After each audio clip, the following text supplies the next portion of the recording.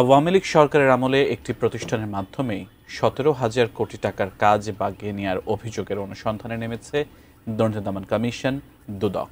Western engineering নামের এ প্রতিষ্ঠানটির MD Bashir Ahmed. এরই মধ্যে দুদকের আবেদনে তার ৪৮ কোটি টাকার বেশি সম্পদ জব্দের আদেশ দিয়েছেন আদালত।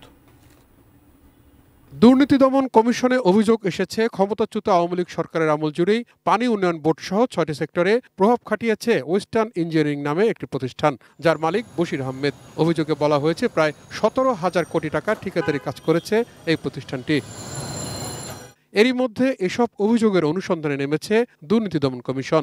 ২০২২ সালে বশির আহমেদের বিরুদ্ধে হওয়া অবৈধ সম্পদের মামলায় এবার ৪৬ কোটি টাকার স্থাবর সম্পদ ও ২ কোটি টাকারও বেশি অস্থাবর সম্পদ জব্দেরও আদেশ দিয়েছেন আদালত। ২০২২ সালে সজেকা ১-এর একটি মামলায় ওয়েস্টার্ন ইঞ্জিনিয়ারিং লিমিটেডের ব্যবস্থাপনা পরিচালক বশির আহমেদের স্থাবর অস্থাবর সম্পদ ক্রোক এবং অবরুদ্ধের আদেশ দিয়েছেন বিজ্ঞ আদালত। বাছাইকৃত লাল সরিষার দানা থেকে অত্যাধুনিক কোল্ড প্রেস মেশিনে তৈরি হয় প্রাণ সরিষার তেল, আসল ঝাঁঝে আসল স্বাদে।